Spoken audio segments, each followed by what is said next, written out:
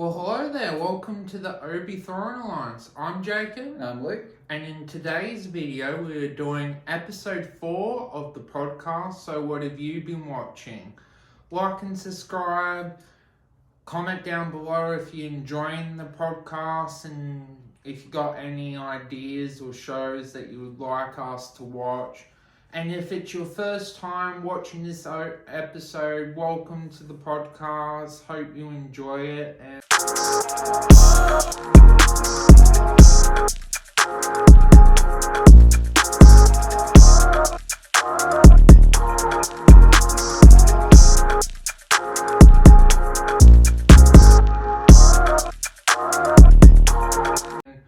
So Luke, what have you been watching so far? So since we did our last podcast, I've been watching a different array of things, actually. I've watched a couple of Australian series, which are older, on like SBS and Stan. I've been watching a few newer things on Disney Plus. I've seen a few movies. Been watching quite a bit. Do you want me to start off with something I've been watching first? And then... Go ahead. Okay, so probably the most interesting thing I've watched lately would be... Started a new show called Upper Middle Class Bogan. This is an Australian series on Stan. It's a show I'd heard people talk about in the past, but I actually got it confused with a different show. Like, I'd heard the name, but what I visioned it to be was actually a completely different show, but it was still quite good. I'm about 3 episodes in. I think there's 3 seasons of this show. I didn't take notice how many episodes there was, but the premise is, we've got this female doctor who's got, a family. She's got a husband, 2 kids that are twins that are in high school, and she's got a mother that's stuck up and rich, and she kind of dislikes her and tries to avoid her as much as possible. And we find out in the first episode that she's adopted. And she always felt that she didn't fit in with her mother, and now she knows why, because she was adopted. And from that, she wants to meet her original, like a real family, which happens really easily. Apparently they make one phone call and they found them. And it's a husband and wife who now have 3 other kids and grandkids, and they're supposedly Bogans, they're into car racing, they into Bogan things, and she kind of feels that that's where she fits in more with them, but she's also not really them because she's a doctor and she lives in a fancy house and has lots of money, but she feels more like to them than she does to her wealthy mother, but she also doesn't fit in with them because she doesn't have quite the same upbringing. So it's an interesting show. It's got a few cheap laughs. My biggest criticism is I don't think they resemble Bogans real well. I think the Bogans they portray in this show are not that Bogan. I think they've kind of dulled it down, where I think they would be a lot worse in real life, or to give them a name like that, I think it misrepresents what I think is a stereotypical Bogan in Australia, or like in America, like a redneck, you'd call them. So they're not quite, I think they've kind of half-assed it, and I think it would be more funny if they were more over the top. But so far I'm enjoying it. It's got some notable actresses and actors from other famous Australian shows like McLeod's Daughters and Offspring. So it's got a decent cast, and as I said, it's 3 seasons and it finished a while ago. What's something you've been watching? On Amazon Prime, been watching As We See It, based on 3 people on the spectrum, Jack, Hamish, and Victoria, and just seeing how different they are, the struggles that they go through, and basically they live in a shared accommodation house with a carer and life coach, and seeing how different they are from each other. And one of them, the female, wants to get a boyfriend and wants to fall in love. Jack wants to do well as his job, and Hamish just, I guess, wants to go outside because he struggles with loud noises, and really enjoyed the show. I think it deals with a lot more life than Atypical and The Good Doctor, and wasn't expecting how harsh and how real it gets compared to those sort of shows, and yeah, really enjoyed it. Yeah, you were telling me this before off camera, and I looked up the trailer, and it looks quite good. It looks like I will like it, but it also looks, from the trailer, it looks slow. I don't know if it is slow when you watch it, but I think it's a show I would come around to enjoying. I for some reason do like this idea of observing life for people that are on the spectrum. I think it is an interesting concept. You mentioned Atypical, which was a good concept and a good show with maybe a poor season or two to finish up with. I feel like we kind of see the life of someone on the spectrum through Sheldon Cooper in The Big Bang Theory, even though it's never made explicit. I feel like he is on the spectrum. Another show that kind of does this is Dating on the Spectrum. There's another one that comes to mind I can't think of where... Love on the Spectrum? Yeah, Love on the Spectrum, that might be the one. There's another one I can't think of where there's a character that's on the spectrum and they do quite a good role. I haven't seen The Good Doctor. It does seem interesting though, and I've heard good things, but it seems to be a very common thing for shows to do now. Do you think this show will get a season 2 or deserves a season 2? The ending makes out that there's a lot left open and not really answered for there to be a season 2, but like with life, there's not always answers, and life is hard, so the writers left it like that if it gets cancelled. And what would your initial rating be on this show, you think? Yeah, it's like a 4. It's, some people might be like, it's hard. Sometimes actors betraying people on the spectrum. Why don't you get people that are on the spectrum? So, it's hard to answer that, but I really enjoyed it because I wasn't expecting how real it was going to get and what it deals with. There's a lot of things that it deals with that I wasn't expecting. It doesn't hold your hand. It's real, and yeah, I really enjoyed it. Okay, I do think that's something I'm going to check out. I think maybe a notable actor would convince a lot of other people, but doesn't mean everything. Sometimes actors got to start somewhere. So yeah, I think I'll give that a watch. One of the other shows I've been watching, I watched an episode of Housos, which is another Australian show. This is the show I thought was upper middle class Bogan, that I'd seen like funny clips for, but I had the two shows confused. This show's it's by a comedian called Paulie, who's famous for making shows and movies like Fat Pizza.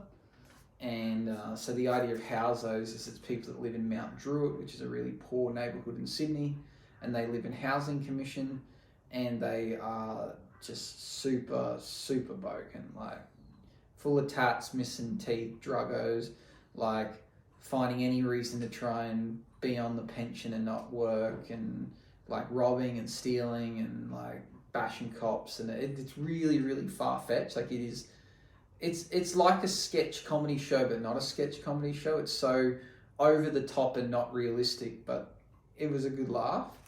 So they're like, just you think of the most stereotypical Australian Bogan people you've ever met, and then this is to the extreme of that. So I did get a good laugh out of it. So I think I'll watch a few more episodes of that. That's got, I think it said 2 seasons or something, so it's kind of an easy watch, and it seems like a bit of fun. From the 2, which one are you enjoying more? Like, out of the 2, who would you recommend to the audience, or just someone in general? Oh, I think upper middle class Bogan's probably more recommendable because it's, it's not stupid. but I personally am finding Houzo's funnier. But it's not. That's not really like the first episode of that show was literally. It was called like disability, and they were trying to get on the pension. So like one of them was like trying to like spray bug spray up his nose to try and make himself like get mental damage so that he could get disability, and then the other guy he like stole something, and then they went and played pokies, and then he like was helping these old ladies cross the road, and then they had these bags of like cocaine inside these boxes, and he didn't know, and the cops pulled him up, and then sounds like shameless. Yeah, but this is so dumb. Like it's so, like it's not serious. Like the actors are a complete joke. Like the main characters are like Shazza, Dazza, and like they're their name. They're so it's so full on. Like it's not meant to be serious in any way possible. And then and he's like getting chased by the cops, and like he's like running them over with his car, and like he steals an ambulance, and he steals a fire. Like it's so stupid. Like it's so dumb. But it was funny. Like I found a good laugh. And then it showed a preview to the next episode, and like one of them gets like pregnant, and then he's like the whole episode is him trying to get her to the hospital in a wheelbarrow. Like it just looks so stupid. But it is just to try and make fun of like Australian bogan culture. So it did its purpose. So I had a good laugh. So that would be, I enjoyed that more, but it's definitely not a better show. The other show is better. What's something else you've been watching? Recently came out on Friday is a TV show version of the show is called Reacher, but it's Jack Reacher, and it's based off the first book, Killing Floor, and really enjoyed the show. I think the actor is more the size of the book character. I think Tom Cruise did a better acting performance, but the problem is that the books, he's actually 6'5", and the actor is actually could you say that? Is actually 6'5", and Tom Cruise is a short man, and he's not that physical, so it's hard to take Tom Cruise seriously. Well, the actor that plays Jack Reacher in the show, you believe his physicality, and when he says something, when he goes down and he's in business, he's more believable. So that made the show better, and because it deals with the first book, you're getting his story and his kind of it's basically the prologue to the movies.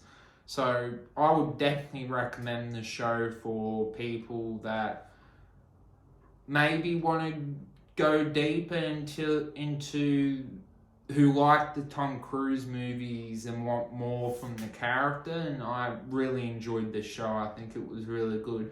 Hope it gets a season 2, because there's a lot more content and books as well. So I think it will be an anthology series, because what I get from the books is that he deals with something that happens, and then he's the main character. So I think it will be like an anthology series that the other characters go on with their lives, and it's about him. Yeah, like each season might be about a certain situation or like something he's taking on.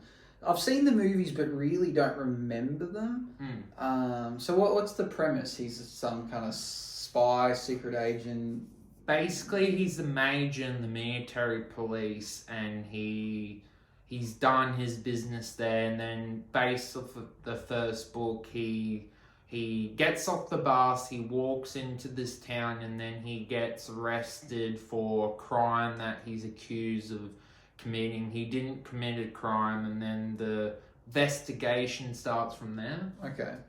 But in the book, he's actually eating eggs in the diner, but in the TV show, he's eating peach pie. So it's interesting how the show chose to disadventure itself, made it different from the books. Yeah, I wonder what they achieved from doing that. It's strange. Yeah. Yeah, so I don't remember the movies, but I do remember liking them.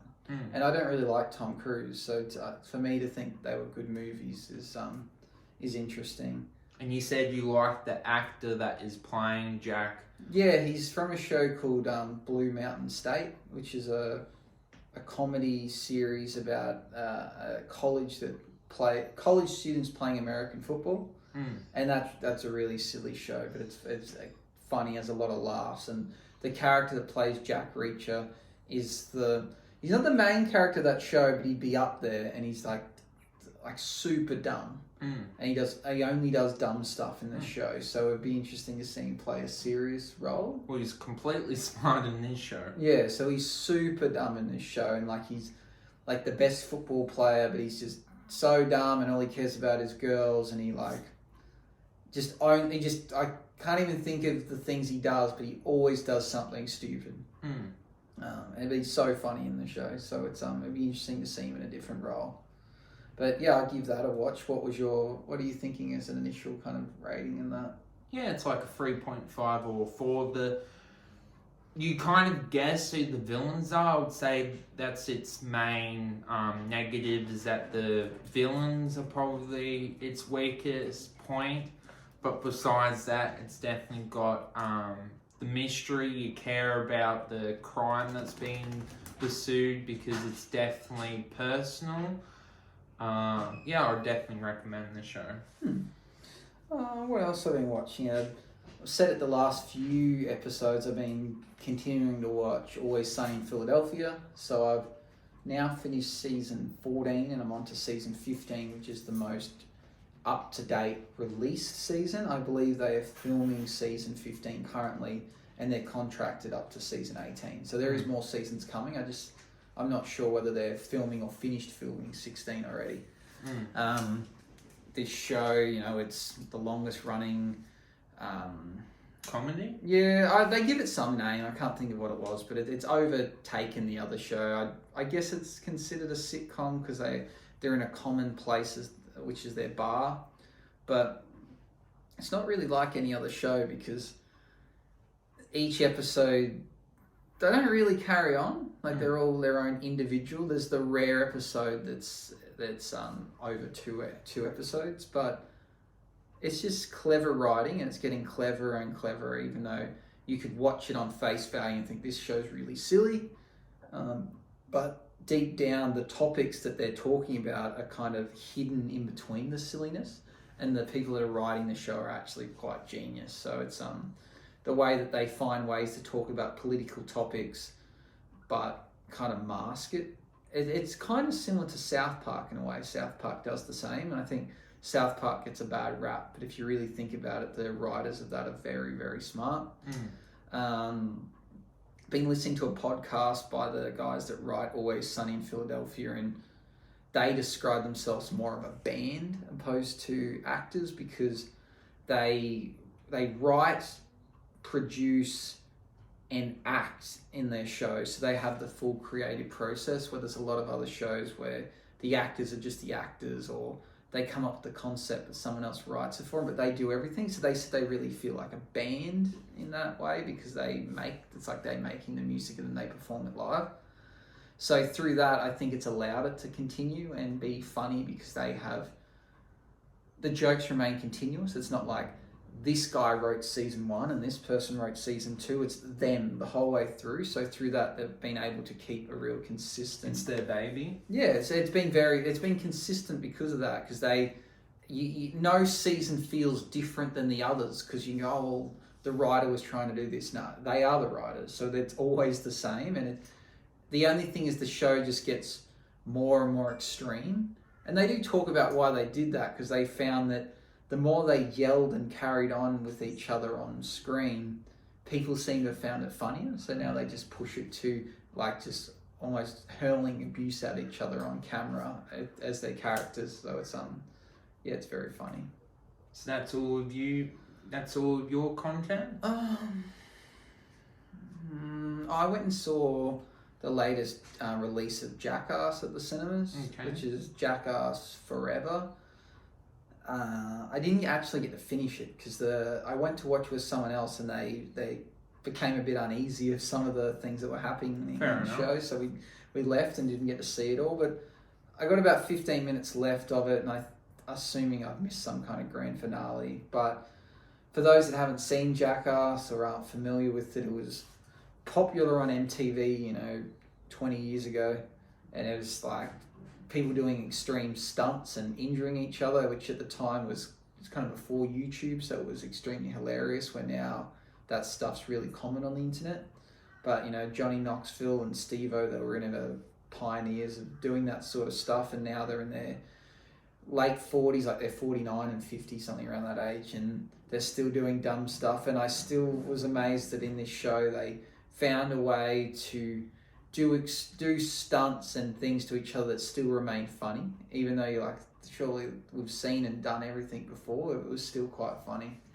So I know stupid stuff like they redid a skit they did 20 years ago called the Cup Test, where basically they would get a character, one of their mates, to wear a protective box or a cup or a jock strap, or what do you want to call it, depending on what country you're from, and then they would try and hit that person in the cup whilst wearing it with things to try and hurt them. So like, for instance, they got a baseball and a peg of baseball and hit them in the cup. They got a hockey player to hit a hockey puck as hard as they could. They got the heavyweight UFC champion of the world to punch them in the cup as hard as they could. And yeah, it was just like, it was still funny, even though it's like just them purely trying to injure each other. But yeah, it's definitely not for everyone, but I had a good laugh. Anything else you've been watching? Watched the show that was based off a movie that came out on Netflix in 2021, A Woman in the Window, and is based off a book. The show has a strange title. It's quite a long title. It has Kirsten Bell in it, and it's a parody, and it's a dark comedy, but when it tries to be funny, it's not funny, but the mystery's cool. Basically, it has the same concept as the movie, but the show is cool. Basically, she has a phobia of rain, and in the show her daughter dies, but something different happens in the movie, so she's basically monologuing what happens in her events, but because she drinks so much wine and she takes pills, we don't know if she's telling the truth. And I just question why the show needed to come out, because we only had the movie come out in 2021, so it seems very recent. So is it like it's the movie's like the girl in the window, and this show's like, is it like the girl across the road from the girl in the window or something like that? So I haven't seen the movie, so there's the movie, and is this a character that wasn't in the movie, but it's their telling of what happened in the movie, because they're the person across the road from the girl in the window? Basically, the TV show is a parody from the show and the book, but it's solely based on the movie. Okay, and it's like set in at the same time as the movie, or it's like after the movie, so-called? It's the storyline is the same, but it's not based off the movie. Okay, I guess I'd have to see it to understand it. We'll talk about it later, but there's so many weird concepts of what they're experimenting with shows at the moment, and whether they're working or not. So continue. Let's keep telling me about this show. And basically, the main character witnesses a murder, and then the police don't believe her, and the mystery goes from there.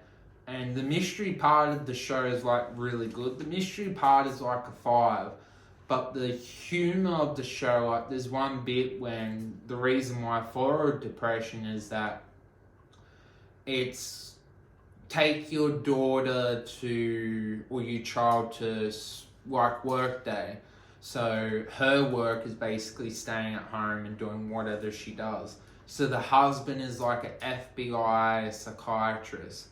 So they thought it would be a good idea to take the child to prison, and then you can imagine in your mind what happens there, and then the daughter doesn't go well there, and then she gets very messed up from it, and her mind is kind of not going well, and then the mystery kind of goes from there. And then I thought the story was going to be different from the movie, but it kind of isn't, but it's very different in a way. Okay. Kirsten Bell really seems to be in some weird offshoot shows and movies lately. She was in The Good Place. Yeah, The Good Place, and I've heard mixed reviews about that. Yeah. Is this something? What kind of rating would you give this show? Probably around like a 3, because it has very mixed parts, but the dark humor is it's a very confusing show. It's very much, if they stuck with either making it serious or just a comedy, but they don't choose one, and it feels very mixed. But the mystery part is very good. Do you think Kirsten Bell in it makes it, or without her, if it was a nobody, you'd really struggle? Oh, she's really good in it, yeah. Yeah, but you think if you put a nobody in there, this show probably wouldn't get any attention? Probably not, no. So, that all you've been watching? Oh, The Sinner as well, the 4th and unfortunately the final season. Bill Pullman does a fantastic job. Really, it's been a fantastic show, and I wish that it was getting a season 5, but unfortunately it's not. He's done his final case, and it ends in a decent way, not an epic fail of a way, but I just wish there was a season 5, because they're just, I guess you could argue with a season 5, does this many bad things happen to one person? I guess that would be the argument. So, yeah. Okay, we did wonder that how many seasons The Sinner would get, and I guess we've got our answer at 4. Yeah. I've never watched it per se, but I've seen episodes here and there of other people when they've been watching it, and it kind of intrigues me. I don't know if I'd go back and watch it, but maybe now that it's finished, it might be a bit easier to watch, knowing that I know how many seasons I'm in for. Where's this stack up against the other seasons? Season 4, if I had to rank the season, probably 1 goes at 1, 2 goes at 2, and then season 4 at 3, and season 3 is the lowest ranking. Okay. And what do you reckon The Sinner overall would get a rating for? Probably like 4. Okay, that's a pretty high rating for a show, and that's a Netflix original? Yeah.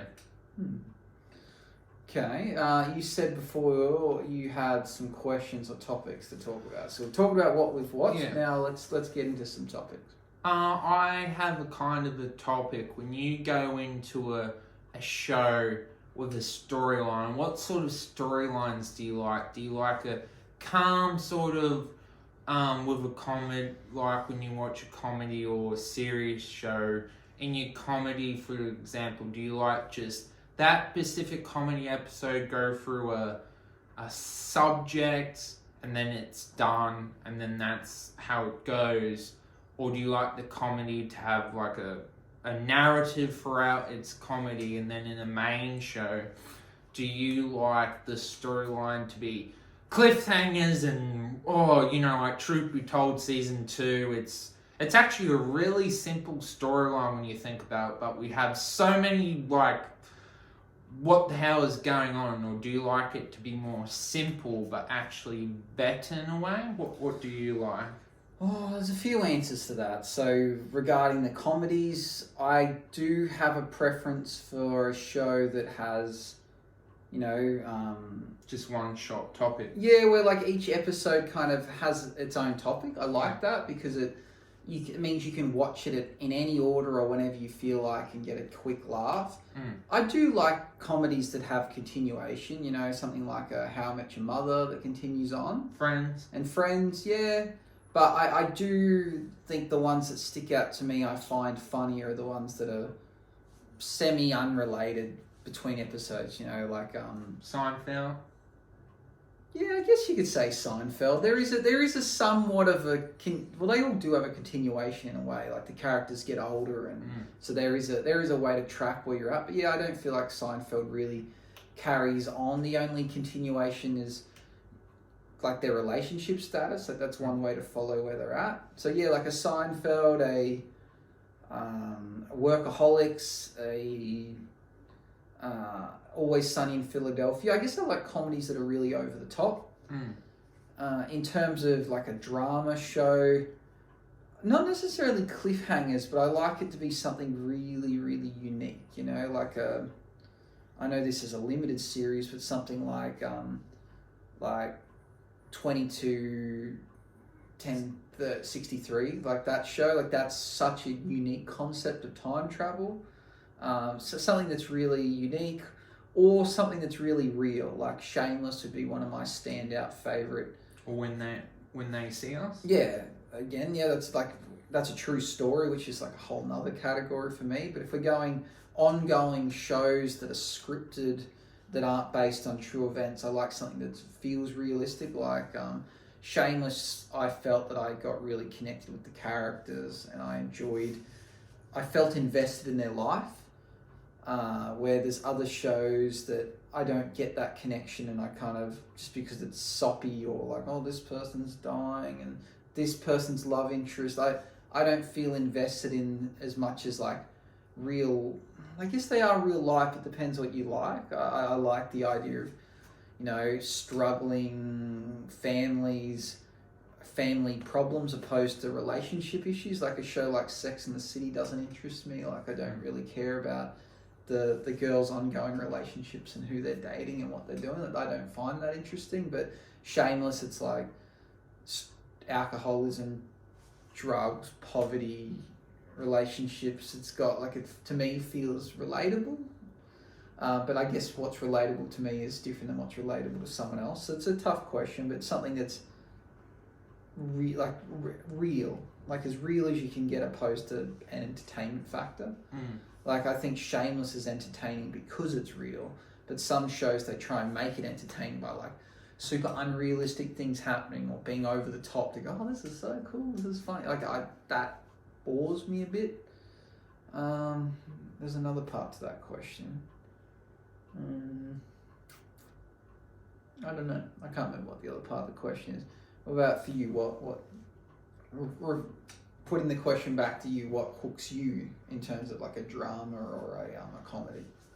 With comedies, I like it to be funny and the humour to kind of be relatable with what's kind of going on, and kind of the writers to make it funny, I guess, appropriate to what kind of happens in society. Like, you know, there's always things that happen. Like, for example, in 2.5 Men with Alan, he always tries and gets away with things and kind of make it funny with how Charlie always brings up, oh, you haven't paid rent for 7 years, and, you know, Alan always complains that he's so poor, and just funny things like that. And I guess in a serious show, I like really shows that grip me and really want me to keep guessing, and I guess shows that feel like they have weight to it.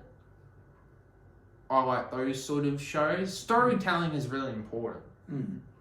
With the comedies, it's interesting. I'm not saying that it isn't funny, but I kind of find it cringeworthy that, you know, that those one-liner comedies they try and put in, you know, like what you just mentioned with 2.5 Men. It's kind of like, I don't know, Alan does something and Charlie goes, well, you haven't paid rent, and everyone goes, ha ha ha, the laugh machine, and it's like, and you like, you know, like, it's like, well, it's just like a one-liner. Like, I'm not saying it's not funny, but some shows do that so poorly. Like, you know it's coming. Like, I think Big Bang Theory is funny, but It is funny. But I felt in the first seasons the jokes were so obvious. Like, you knew what they were going to be, especially with like Wolowitz. Like, you could really tell what was coming. And there's a few other shows that are like that, where I like something that's so surprising. Like, I think of something like Workaholics.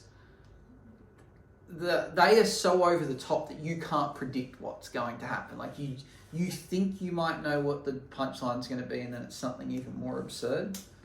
But yeah, and then you've got those other comedies, like, you think like older sitcoms, they're very predictable, like Everyone Loves Raymond. Yeah, something like that, or Frasier. nothing against them, but you kind of know, like the jokes are designed to be like these one-liners, like they walk in and you're like, oh, like the laugh machine starts just as the character walks in, and it doesn't matter what they say, and everyone goes, ah, and it's like the joke is so, it's like a dad joke all the time, which is still not fun. It still makes it funny, but you can see it coming. And Friends has that a bit too. Like Chandler's my favourite character. He's fine too, yeah. But his jokes are so, you can see them coming. He kind of just twists the words of what someone else said. Or he repeats what they said back in a funny way, and you're like, you can see it coming. Which is still funny, but it's just not. I prefer something so out there, but I'm probably in the minority with that. What other questions you got? Other topics? Do you find it more important for the storylines to tell, I guess, a gripping story, or more that they develop the characters more? Would you prefer the best story ever, or that if the characters are just Bill and, I don't know, Ollie, and they get no development? What do you prefer? I think a character development makes the story better. It's not always necessary, but it makes it better, because what's the point in just having an epic story without having some context to it or characters to grip a hold of? So I think character development's probably more important in a way to make the story better. You can have one without the other, but it enhances it so much. Because having good characters with a poor story is not enough to keep you going. But having a good characters with a good story makes it a lot better. But you can definitely have a good story with bad characters. And I don't know, there's obviously shows that have had success using one or the other, and then really good shows have both. But sometimes just it's not that easy to come up. Like some characters just aren't that interesting, or they're needed to fit in the show, but you don't really care too much about them. But I think the best shows are those ones where you care about the characters and you be like, oh, I could see myself being friends with them, or knowing this person, or I know someone like them. So that's what makes a good character. What about for you? Oh, I like a balance, a mixture of both. Like I feel like Cobra Kai, for example, we just recently reviewed that. The storyline was kind of all over the place. Like it wanted Johnny and Daniel to be together, and then it's like, oh, we know they're gonna be like a old couple, and then it's like not getting them to get to grips. But I guess you could argue that they have to fight each other or they won't feel this genuine. So there's so many characters I feel like in Cobra Kai, and sometimes it feels like the writers don't know what to do with them. Well, Cobra Kai, it's got a very cool concept, and the very main characters, we're talking Johnny and talking Daniel, they have character development because through the movies, and we come to like them and understand them. But then the show has so many other characters that they don't have time to give a backstory to, but they try to. Like I can never think of her name, but the female character that fights for Cobra Kai, she's meant to be some badass with having family issues, like single mum's dying, looking after her brother, all this stuff, but they talk about it, but they've not given us a flashback, a backstory to it. So they wanted to be so important to the story, yet they've not given us a reason to care. Yeah, and did you notice in the storyline as well, they felt like it needed to be necessary to added her like auntie, the sister of her mother, into the picture. It's like, I played the sister more than you, kid. Well, I'll beat you. Yeah, so that's another way that they've tried to make her backstory more epic without actually giving her a backstory. They're just trying to add on to these layers when we don't even understand the real reason behind it. We don't know what her... I just think it may be a flashback episode or something, or a singular episode about her would have been enough, but instead they want us to care about someone we don't.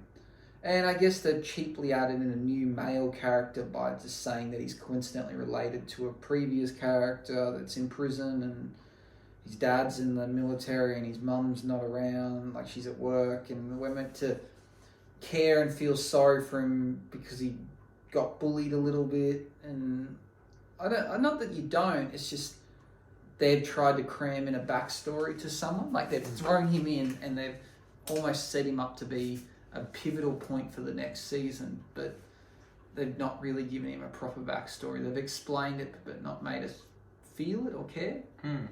So it goes to show that this character development thing, it needs a backstory to really care about him, because you can't just say, you can't just have a character go, oh yeah, you know what, I was abused and this happened to me, but then not show it, because you would just go, well, I don't buy it. It's like it never happened. You could just say that. So yeah, that's one thing. I have a question for you. We're talking about before this girl in the window across the street show, and how you said it's like a parody of another show. Oh, movie. Yeah, you think, like, what are some of these, like, what do you think about these weird concepts that they're trying with shows now? Like, they're just getting weirder and trying, like, think about this... Halo. Yeah, well, I wouldn't say that's weird, but, like, even a show like Murderville, like, the remaking of shows, Cobra Kai, for instance, you know, like, that's a movie turned into a show. Like, they're really experimenting with shows. Like, it seems like we've moved away from this idea of just making something original to just going, we're either going to remake, copy, sequel or prequel something, or make something so absurd and wild. It does feel like writers are running out of ideas, of coming up with fresh ideas, because it's easier. Well, you think as the shows we've mentioned today and been talking about lately, they're nearly all spin-offs or remakes, or like you talk based off a book. Yeah, you talk about Jack Reacher, which is based off a book which already has movies. You know, like they've gone, well, let's go, like it's something they've extended. You know, we've talked about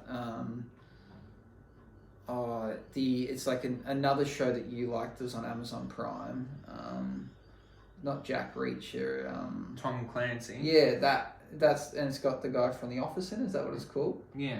What is the name of that show? It's called Tom. Jack Ryan. Jack Ryan. So like again, that's based off a book as well. A book. So like they're like. I know this seems stupid because a lot of good things come from books, but they're kind of regurgitating stuff.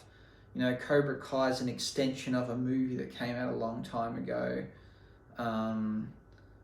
You said you're watching that new show that's kind of a parody of a movie. They're just really kind of regurgitating older stuff, and sometimes it's working, sometimes it's not. And then we go to the extremes where we get something so new like this Murderville show, which you and I have only watched part of the first episode. But it's this crazy idea that everyone's an actor playing a role except for the guest star who is playing themselves, and they are unscripted and they have to remain themselves whilst everyone else is in character, and they're filming it and trying to make a show where they're solving a murder, but it's just it's such a wild concept. Like, it seems like it's either something regurgitated or something so absurd no one can just seem to write just a straight up show anymore. Yeah, it's interesting how we're in this predicament now that we're not getting anything fresh and new. We're also in an era of kind of murder mysteries as well. Like, it seems like a lot of the new shows that have been coming out are murder mysteries. And I guess that comes from a lot of books. Books tend to be murder mysteries, and then they get adapted to film or TV. Yeah, truth be told, we're based off a book. And then even that, they changed the script of the book to make it into a show, which isn't that good in the end. So, like, it's just such weird ideas. And then you mentioned Halo, like that's turning a a game into a movie, a show, which I think is a cool idea. I think that's warranted. And then we've got Uncharted, which is we think is a prequel to the games. It seems like it. So they're just kind of, I guess it's this idea of if something's already been successful, let's keep building onto it, because we know that you can theorize that it's going to continue to be successful. Do you like what's going on with cinema and TV, or would you like something new to blow you away and kind of believe in writers coming up with new ideas? No, new stuff's good, but I don't mind this this remaking and regurgitation. I don't think it's bad. It's just some are hit and some are miss. It's like we've got Lightyear coming out, the Buzz Lightyear show coming out, and like that's so odd to think about. It's a character inside a show, Toy Story, who is a cartoon that they've turned into a toy, and there's lots of the toys, but there's one particular toy that comes to life that is the main character in these set of movies. But then this is now a backstory to a toy, but it's not the toy. It's who the toy is based off. I guess so. Yeah, it's a really wild thing to think of. It's like, yeah, it's like, so you have to imagine if we were in the movie Toy Story, where we could be one of Andy's friends and we would have grown up watching the Buzz Lightyear movie, and the movie would have been and then they made a toy, and the toy's the thing that you're like, oh, this is the toy from the guy from the Buzz Lightyear movie. But then that toy then comes to life and has its own story. Like, it's hard to wrap your head around. They're just really trying these out there concepts to try and drag things along. I think it'll be good though. But yeah, they're just trying to really milk things for all they were. Well, thank you for helping, Luke. Hope you enjoyed this episode of the podcast. See you in the next video. Let the force be with you. Like and subscribe. Bye-bye.